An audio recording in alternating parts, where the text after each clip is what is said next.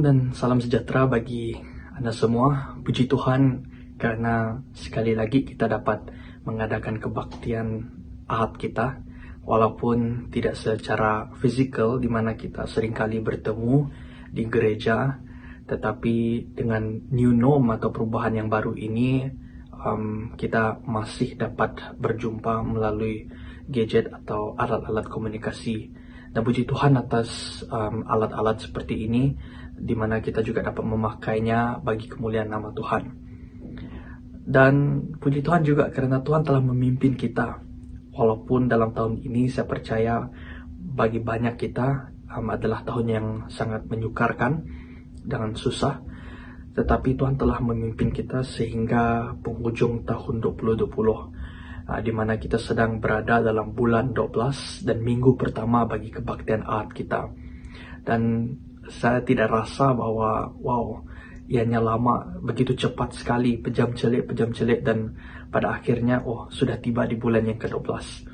Dan kita hampir genap 1 tahun, mungkin berapa bulan lagi kita akan genap 1 tahun buat gereja kita, di mana kita mulakan pada tahun ini, awal tahun 2020. Dan dalam permulaan gereja kita juga, kita sudah mula dengan belajar daripada kitab Markus, Injil Markus. Dan dalam setiap bab yang kita lalui, yang kita pelajari bersama, kita dengar pada setiap hari Ahad, saya percaya bagi Anda dan juga bagi saya, banyak perkara yang telah kita belajar, banyak perkara yang telah kita dapat, dan juga pasti menegur.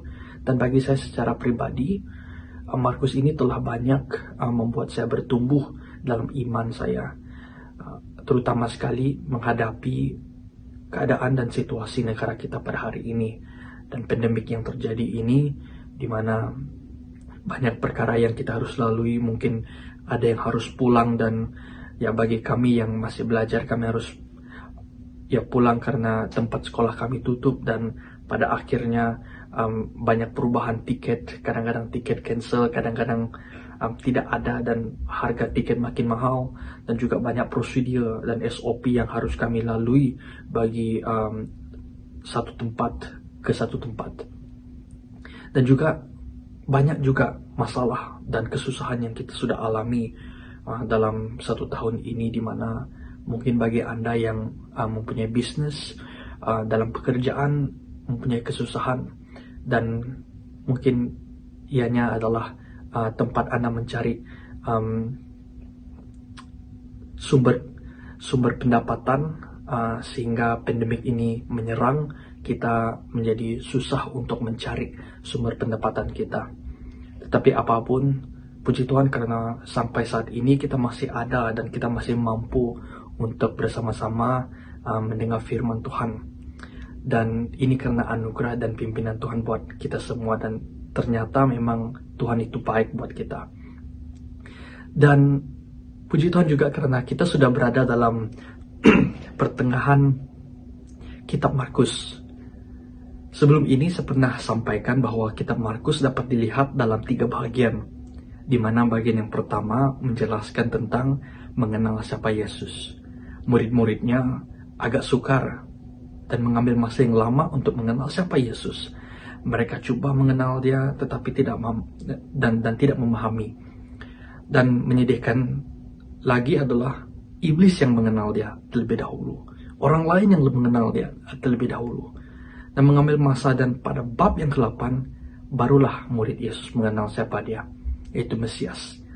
Tetapi dalam pertengahan pula, di mana bab yang ke-8 dan ke-10 sehingga ke-10, mereka belum lagi memahami tujuannya. Di sana adalah bagian yang kedua, memahami tujuan Yesus. Dan kemudian bab yang ke-11 dan sehingga bab yang ke-16 menceritakan tentang perjalanan Yesus ke kayu salib, di mana dia akan mati, bangkit kembali, dan menunjukkan bahwa kematiannya itu di mana dia akan dinyatakan sebagai raja. Kita akan melihatkan hal ini pada hari Ahad atau minggu yang akan datang. Tapi pada hari ini, khasnya bagi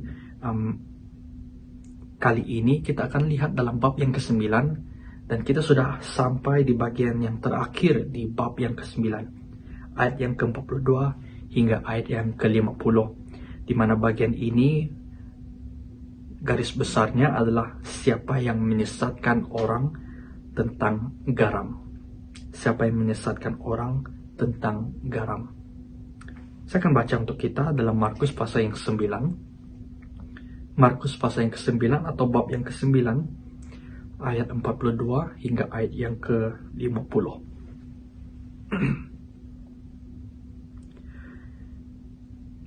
Ayat yang ke-42, barang siapa menyesatkan salah satu dari anak-anak kecil yang percaya ini, lebih baik baginya jika sebuah batu kilangan diikat pada lehernya, lalu dibuang ke dalam laut. Dan jika tanganmu menyesatkan engkau, penggallah, karena lebih baik engkau masuk ke dalam hidup dengan tangan kudung daripada dengan utuh kedua tanganmu dibuang ke dalam neraka, ke dalam api yang tak terpadamkan. Di tempat itu ulatnya tidak akan mati dan apinya tidak akan padam. Dan jika kakimu menyesatkan engkau, penggallah, karena lebih baik bagi engkau masuk ke dalam hidup dengan timpang daripada dengan utuh kedua kakimu dicampakkan ke dalam neraka.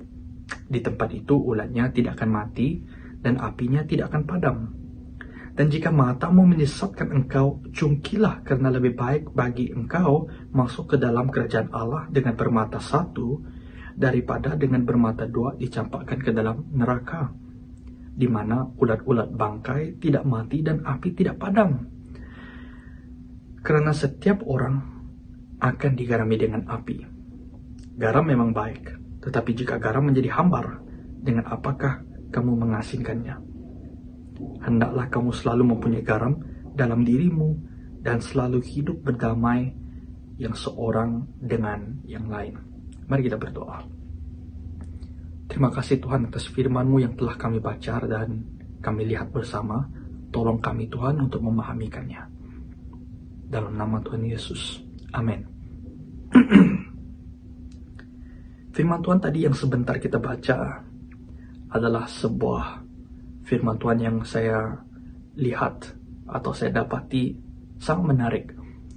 Karena firman Tuhan ini sepertinya mengancam.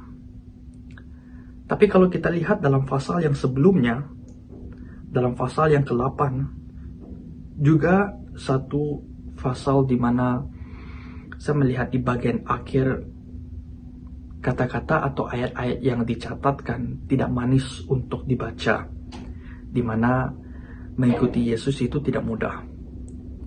Mengikuti Yesus itu akan menyebabkan kita dihina, dipandang rendah atau tidak dipedulikan manusia di dunia ini, dan tidak mudah.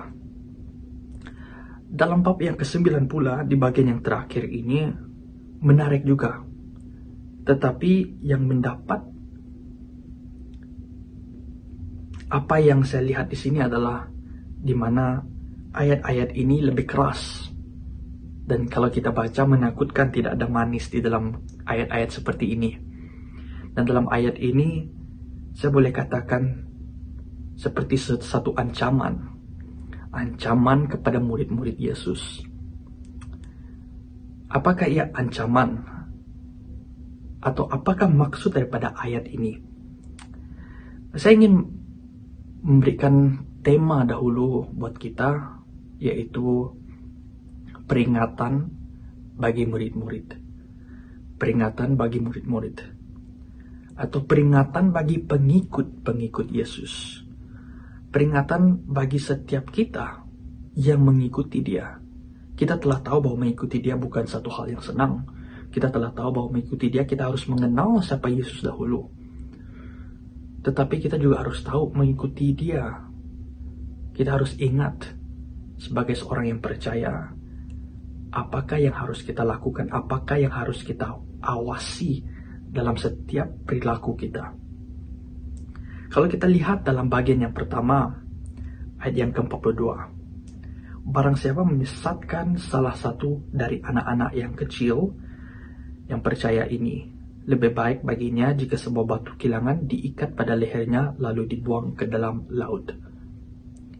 Ini adalah peringatan bagi murid-murid Yesus atau bagi kita pada hari ini, di mana kita harus berhati-hati untuk tidak menyesatkan orang-orang yang percaya. Tidak bermaksud, kita dapat menyesatkan orang lain yang bukan percaya, tidak.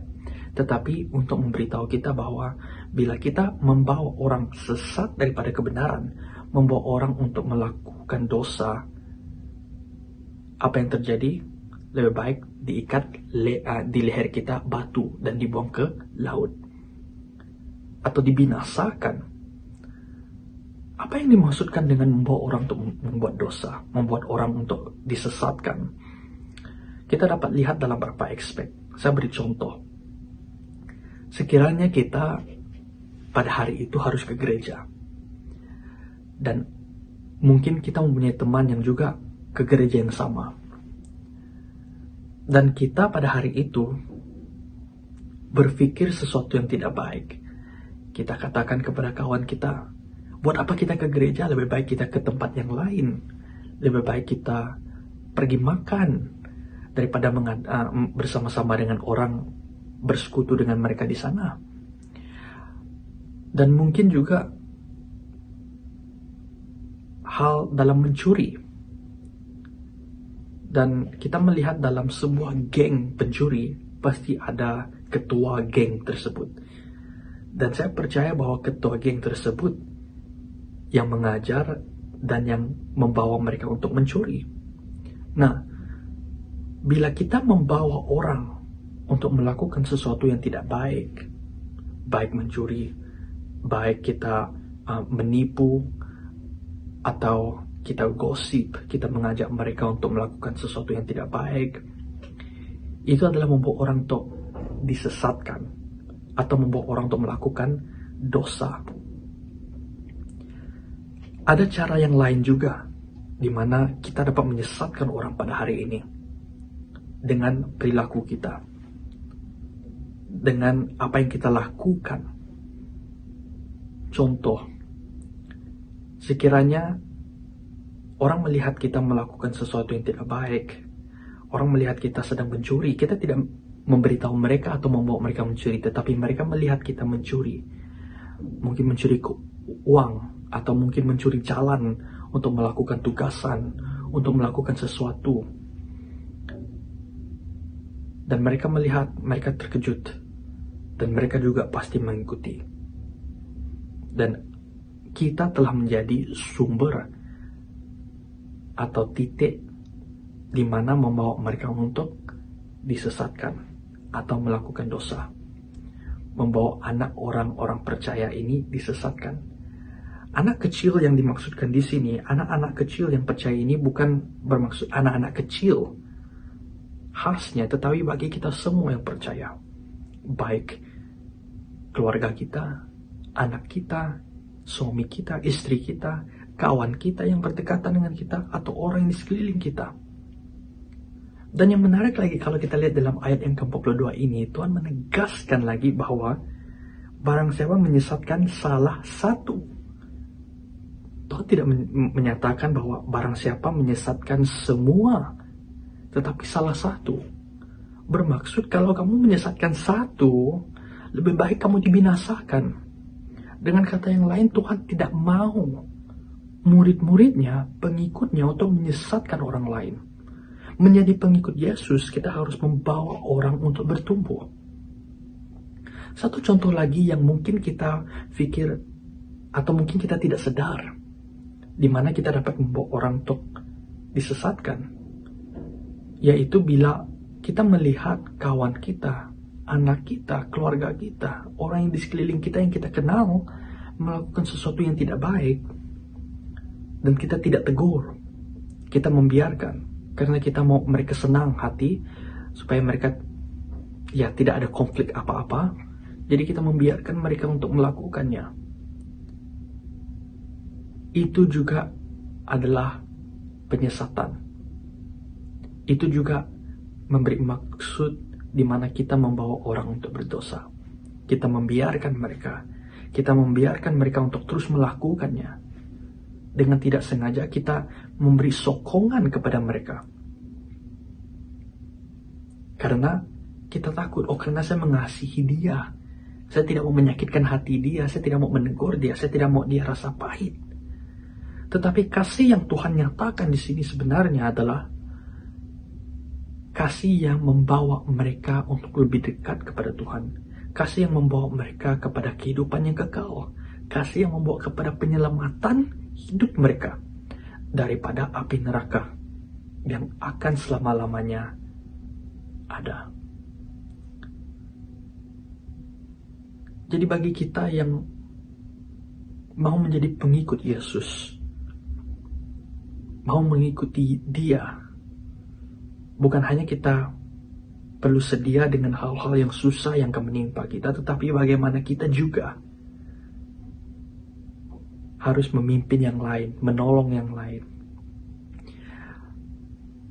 Setkan satu contoh yang baik bagi orang-orang di sekeliling, apalagi bagi mereka yang baru percaya, yang masih muda lagi dalam kehidupan rohani mereka.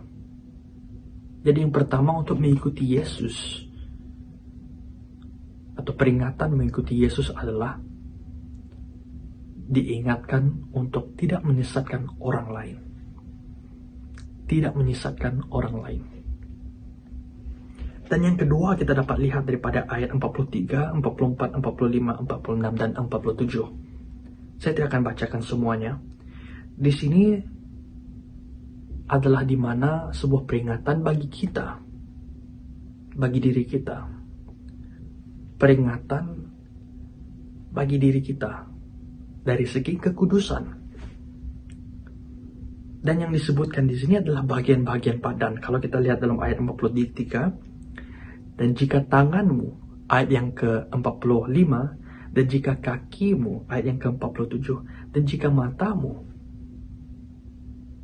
tangan, kaki, matamu, yang menyesatkan engkau, penggallah, jungkillah. Karena lebih baik engkau masuk ke dalam hidup dengan tangan kudung, daripada dengan utuh kedua tanganmu dibuang ke dalam neraka dan ke dalam api yang tak terpadamkan. Dan begitu juga dengan kaki dan mata.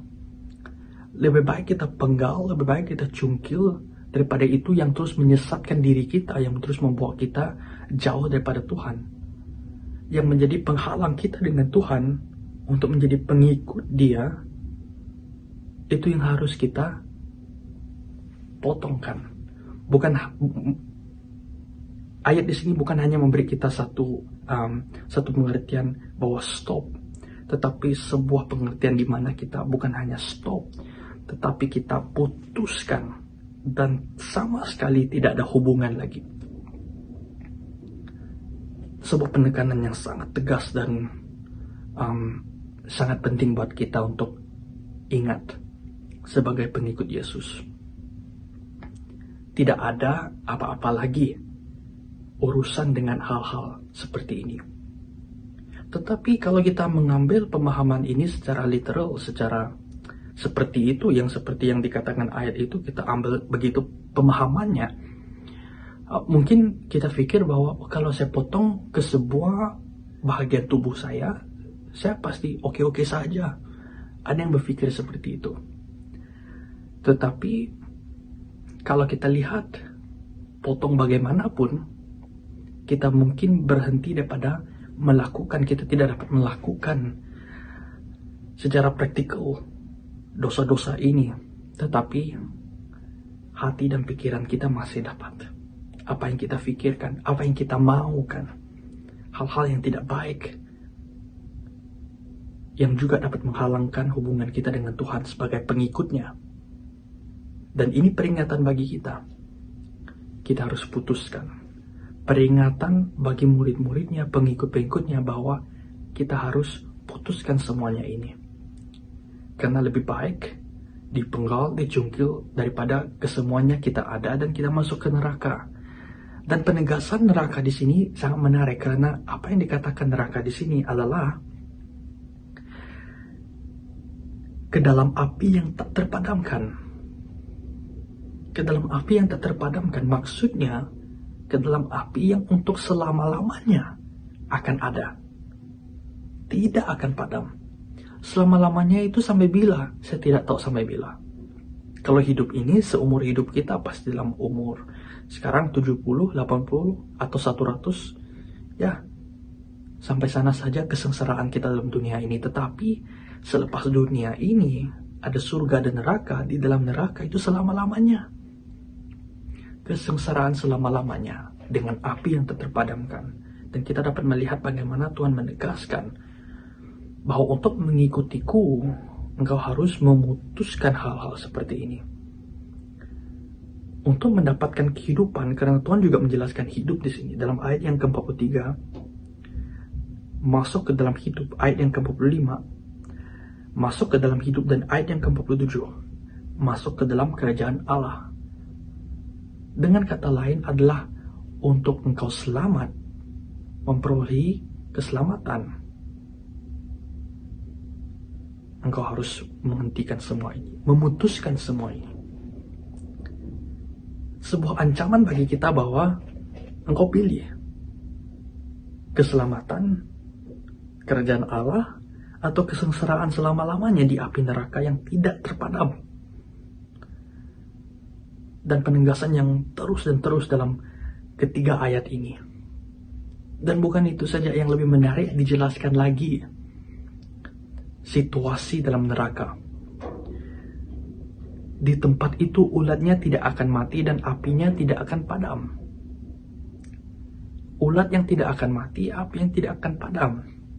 Dijelaskan lebih dalam lagi buat kita bahwa kesengsaraan itu bukan main-main, bukan sebuah yang kita dapat ambil mudah dan begitu saja. Sebuah peringatan yang membawa kepada satu ancaman bagi kita untuk ingat sebagai pengikut Yesus. Apa-apa yang menyesatkan kita, yang membawa kita jauh daripada Tuhan, yang menghalangkan kita dengan Tuhan untuk mengikuti Dia, harus dipotong, harus dipenggal, harus diputuskan. Dan yang ketiga, yang terakhir bagi kita pada hari ini, peringatan sebagai pengikut Yesus atau mengikuti Dia, kita juga harus bersiap sedia untuk menyerahkan diri kita secara total. Menyerahkan diri kita secara total, sepenuhnya. Kalau kita lihat dalam ayat yang ke-49, karena setiap orang akan digarami dengan api. Ayat yang ke-50, garam memang baik, tetapi jika garam menjadi hambar, dengan apakah kamu mengasinkannya? Hendaklah kamu selalu mempunyai garam dalam dirimu dan selalu hidup berdamai yang seorang dengan yang lain. Apa yang dimaksudkan di sini adalah penyerahan diri kita, di mana akan ada pada satu hari nanti satu test of our life, hidup kita dengan api, untuk melihat apakah kita benar-benar tahan, apakah kita masih asin. Dengan kata lain, apakah kita mempunyai pengaruh yang baik dalam kehidupan kita, mempengaruhi orang untuk datang kepada Tuhan, menyerahkan hidup kita sepenuhnya kepada Tuhan. Menjadi pengikut Yesus bukan hanya begitu saja, tetapi penyerahan diri secara total atau penuh, di mana kita harus memutuskan hal-hal duniawi, meninggalkan hal-hal yang menghalang kita, hubungan kita dengan Tuhan. Dan ini juga satu peringatan bagi kita bahwa harus ada pengorbanan untuk mengikuti Yesus. Harus ada bayar harga untuk mengikuti Yesus. Ada harga untuk dibayar. Tetapi mengikuti Dia, kita tidak akan menyesal. Mengikuti Dia, kita tidak akan dikecewakan. Karena keselamatan yang kita akan perolehi adalah jauh dan tidak dapat dikira, begitu mahalnya bagi kita, begitu luar biasanya bagi kita. 3 hal ini menjadi peringatan bagi kita. Yang pertama, jangan menyesatkan orang yang lain, orang percaya yang lain. Jangan menyesatkan diri. Apa-apa yang menghambat hubungan kita dengan Tuhan, perjalanan kita mengikuti Dia, kita harus putuskan. Dan penyerahan diri kita secara total kepada Tuhan. Memberikan hidup kita secara total, menjadi garam, menjadi pengaruh bagi yang lain untuk mengikuti Dia. Ini adalah apa yang Tuhan inginkan, dan sebuah peringatan bagi kita semua. Peringatan bagi muridnya dan peringatan bagi kita pada hari ini. Untuk menjadi pengikutnya yang bukan hanya biasa-biasa, tetapi pengikut yang radikal. Sebagai pengikut yang radikal, pasti ada cara-cara yang radikal dan sebuah kekudusan yang harus diminta daripada Tuhan buat kita. Sampai sini saja firman Tuhan yang saya ingin kongsikan. Mari kita berdoa. Bapa di surga, terima kasih atas firman-Mu yang telah kami belajar. Tolong kami, bantu kami untuk melakukannya dan menghidupikan firman-Mu dalam kehidupan kami. Dalam nama Tuhan Yesus kami berdoa. Amin.